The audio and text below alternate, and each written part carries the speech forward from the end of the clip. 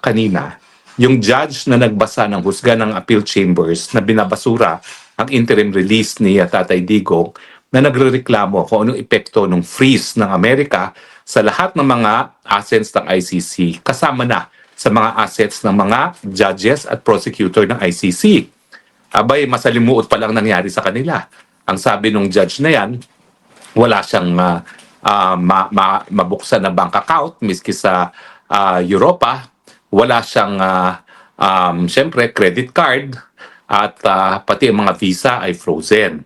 Paano ba kasi nai-implement ang freeze ng mga Amerikano sa mga assets hindi lamang ng ICC kundi sa lahat ng mga judges at prosecutor ng ICC?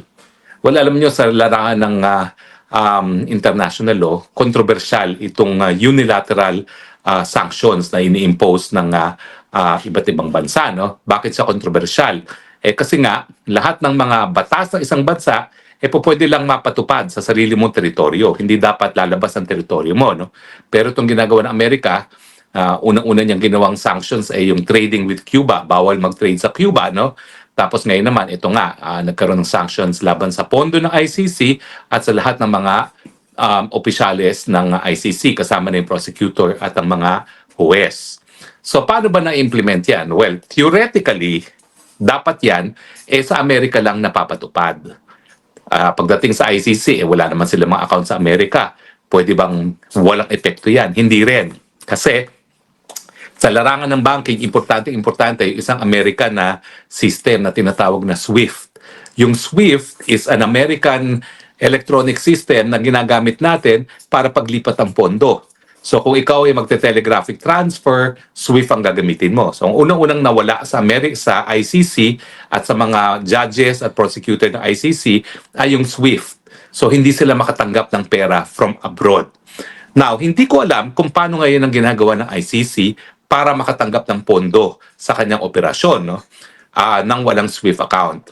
Alam naman natin na ang pondo ng ICC nanggagaling sa mga miyembrong bansa, kasama na doon sa mga pribadong pwedeng mag-donate sa ICC. Controversial yung donasyon na yan, ha? Kasi nga, paano ka magiging patas na mahistrado na tumatanggap ng donasyon? Ang chismis nga, ang mga Marcoses, through iba-ibang mga fake corporations or holding corporations, posibleng nagdo-donate sa ICC, kaya talagang pinupuruhan si Tatay Digong. At sinasabi ko lang naman, possibility. Kasi nga, unlike yung hukuman ng Pilipino na hindi po pwedeng tumanggap ng donasyon, siya po pwede. So, pupunterihin nga natin yan yung mga sino nagdo-donate ngayon sa ICC nang malaman natin kung mayroong mga Pilipinong nagdo-donate dyan dahil talaga namang nakaka-intriga kung sino talaga ang nagpopondo sa ICC. Alam ko, yung mga dating mga mayayaman na talagang sumusuporta sa kausa ng karapatang pantao, si George Soros, lalong-lalo na ay talagang nangunguna. No? Pero dahil nagkaroon ng kapangyarihan tumanggap ang ICC, pwede, pati mga Marcoses, tinatanggapan. So, aalamin natin yan. Pero anyway, so unang-una, nawala yung SWIFT. Nawala yung kanilang pagkakataon na magpadala ng pondo. Now, ang diferensya sa Amerika, hindi lang siya, yung freeze niya, applicable doon sa mga korporasyon na nasa Amerika. Lahat ng korporasyon na mayroong presensya sa Amerika dapat sumunod sa freeze. At yan yung problema sa Europa. Kaya ang ginagawa ng Europa ngayon, para maiwasan yung unilateral freeze ng Amerika, gumagawa sila ng batas na nagsasabi na hindi po pwede sumunod sa batas ng freeze ng Amerika. So gumagawa sila ng counter legislation na nagsasabi na walang bangkong European ang dapat sumunod. Ang problema, miski may ganyang batas sa Europa, ang Amerika naman, ang kanyang construction ng kanyang freeze order ay hindi lang sa mga Amerikano, lahat ng korporasyon na merong negosyo sa Amerika. Kaya kung ikaw ay isang European bank, maski technically, hindi ka sakop ng freeze dahil wala naman ikaw sa territorial jurisdiction ng Amerika. Kapag ikaw naman ay gumagawa ng negosyo at nagpapadala ng pondo sa Amerika, technically sa Amerikano, sakop ka ng freeze. At kapag hindi ka sumunod sa freeze order, mas matindi ang magiging consequence niya, no? Dahil hindi ka lang ma-fine, baka completely maisara ang iyong mga transaksyones sa Amerika. And let's face it, no? Wala namang kahit sinong bangko, kahit sinong korporasyon na maiiwasan na magkaroon ng transaksyon sa Amerika. Yan ang dahilan kung bakit maski yung mga bank account ng mga empleyado ng ICC, gaya ng mga judges at ng prosecutor, ay nasa Dutch Bank. Yung Dutch Bank naman, basta meron siyang kahit anong transaksyon sa Amerika, kinakailangan sumunod dun sa freeze order. At yan ang dahilan kung bakit ang reklamo nga ng ICC judge, wala siyang bank account ngayon.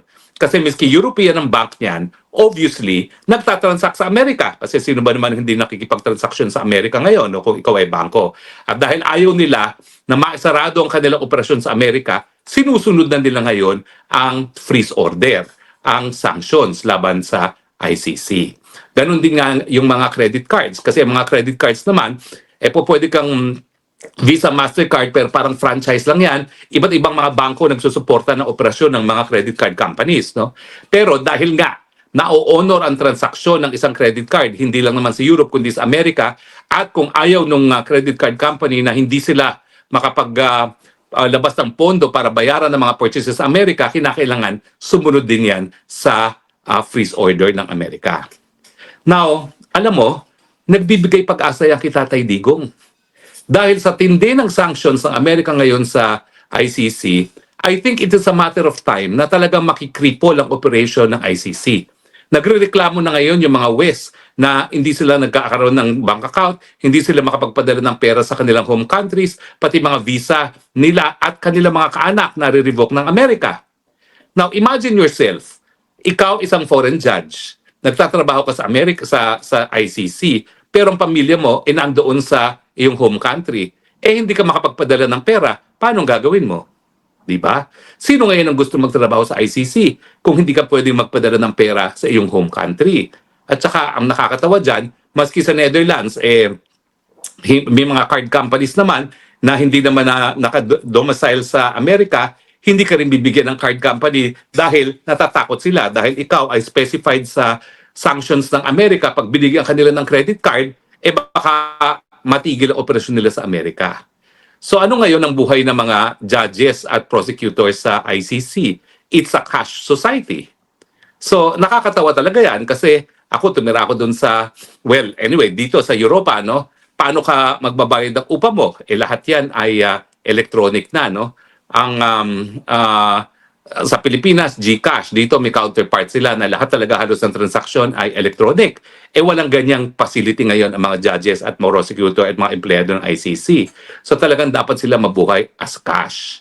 Pero ang pinaka-nakakaintriga nga is, paano pinapasok ng Japan as the biggest donor country sa ICC, yung contribution niya sa ICC na hindi gumagana yung SWIFT?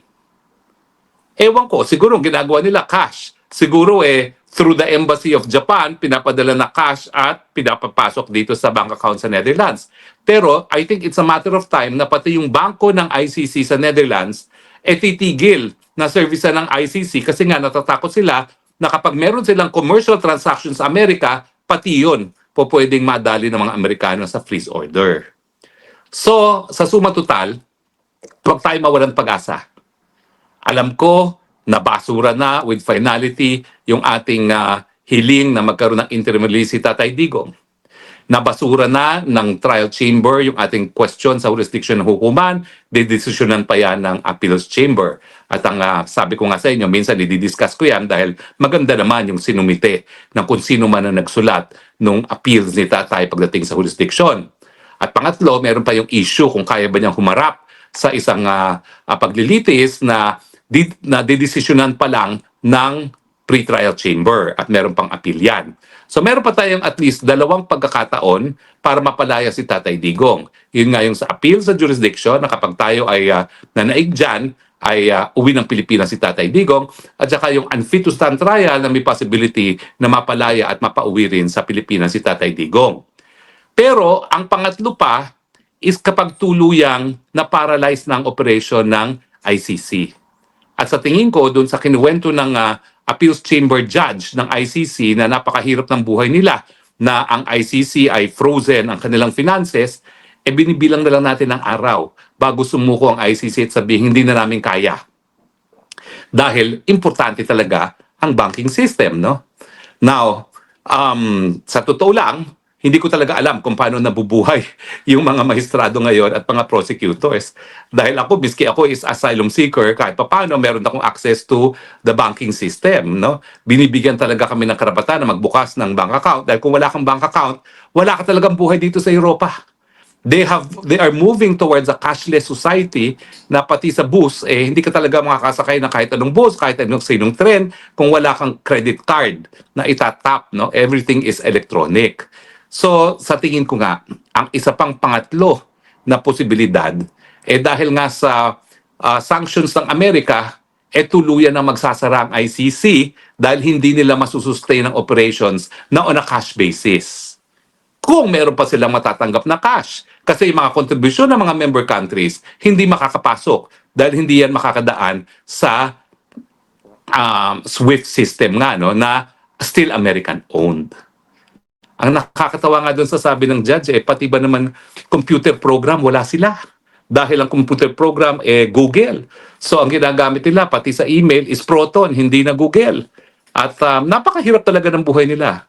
Talaga namang nagpupursige lang sila para magpatuloy, no? Pero yan po ay isang, kumbaga, pag-asa ni Tatay Digong na dahil nga hindi na po kakayanin mag-operate ng ICC dahil sa sanction ng Amerika, kinakailangan pauwiin na siya.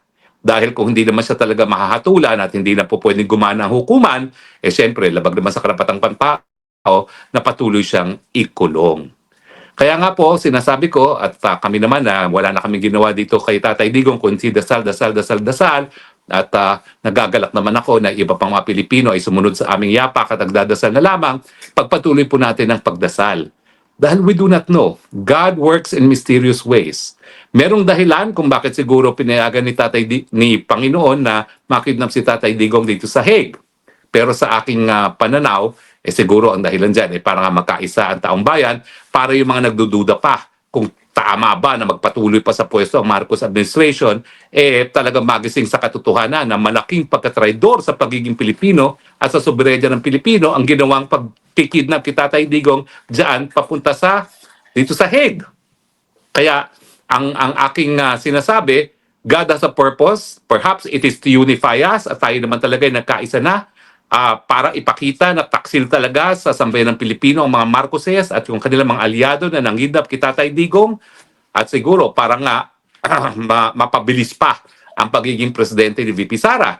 Dahil ang aking tingin, kung hindi natin isisisante itong Marcos Jr. na ito before 2028, hindi mananalo ang kalaban ng Marcos Jr. dahil hawak-hawak ng mga Marcoses ang makina na magbibilang ng boto. Bukod pa doon sa gobyerno mismo, kung hindi natin masisisante na mas maaga itong Marcos Jr. No?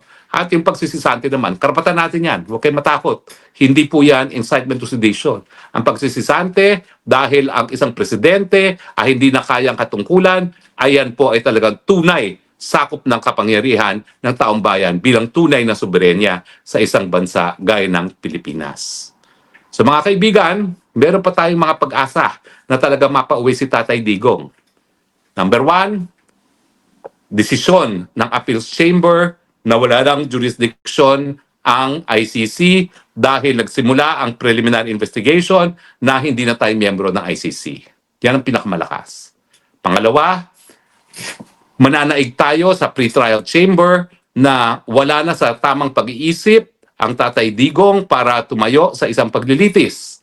Ang resulta dyan, at least, matitigil ang paglilitis at sa aking tingin, yan ay sapat na dahilan para nga mapalaya si Tatay Digong.